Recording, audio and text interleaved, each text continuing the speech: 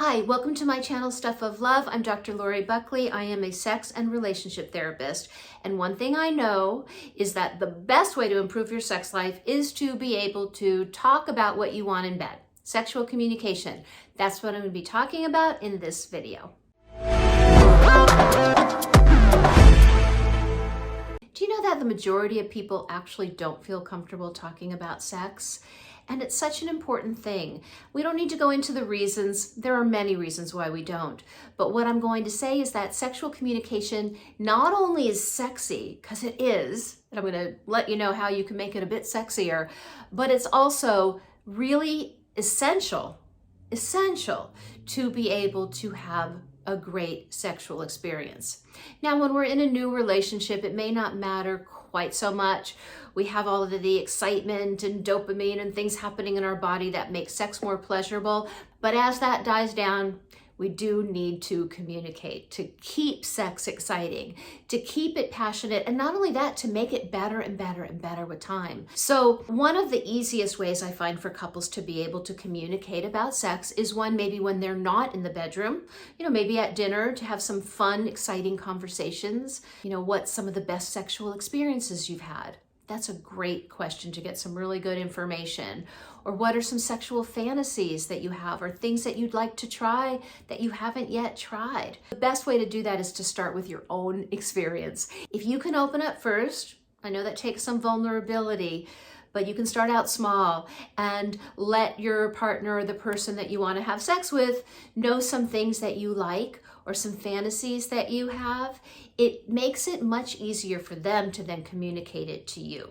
It gives them permission to do so. It takes away some of that embarrassment. So that's usually the best way. Just let them know what you like, or what you'd like to try, or what your fantasies are. And I know that that may be scary, but that is something that you can do. Another relatively easy way to ask for what you want in bed is nonverbal communication. So it might mean taking your partner's hand and placing it where you want it to go. It could also be, after you put their hand there, putting your hand on top and guiding them with your hand the way that you would like to be touched. That is a very easy, doable way to communicate what you want. And another really important thing with nonverbal communication is to express your pleasure. And I don't mean just make a bunch of noises and sounds because that's what you think you're supposed to do.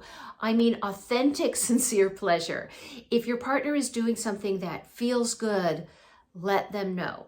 You can let them know non-verbally with your sounds, with your moans, your oohs and your ahs, which is incredibly sexy. But you can also let them know with the way you move your body. You could press your body against theirs in a way that feels really good, or you can press their body or their head or their hand towards you in a way that feels good. Give that pressure.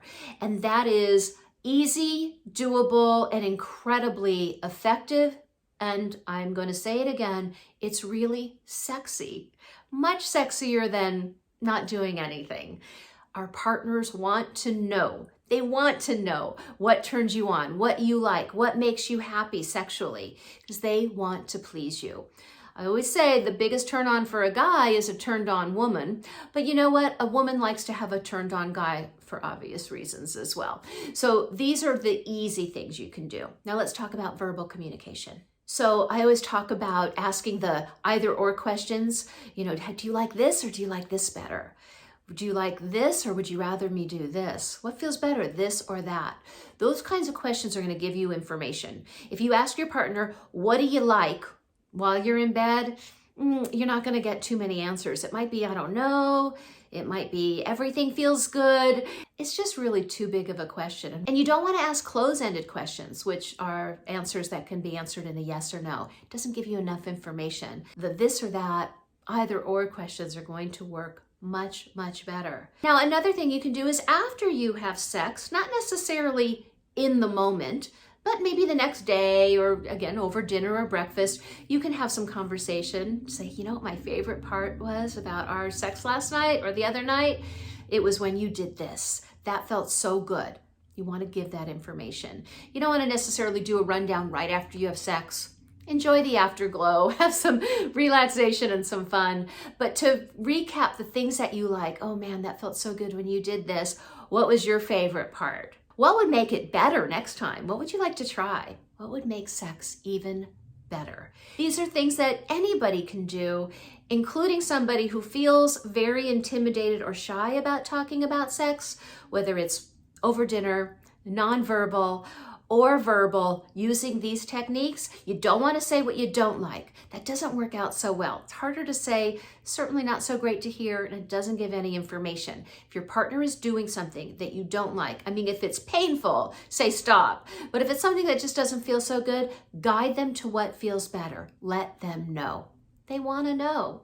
And when you express your pleasure, when they're doing it right, verbally or non-verbally, or ideally both, that is sexy, and your sex life can improve in ways that you maybe never would have imagined.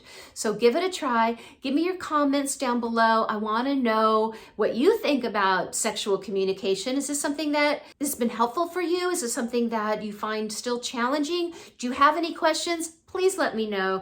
And if you're finding these videos useful, please subscribe to the channel. Give this video a like while you're at it, and I will see you soon. Thank you so much.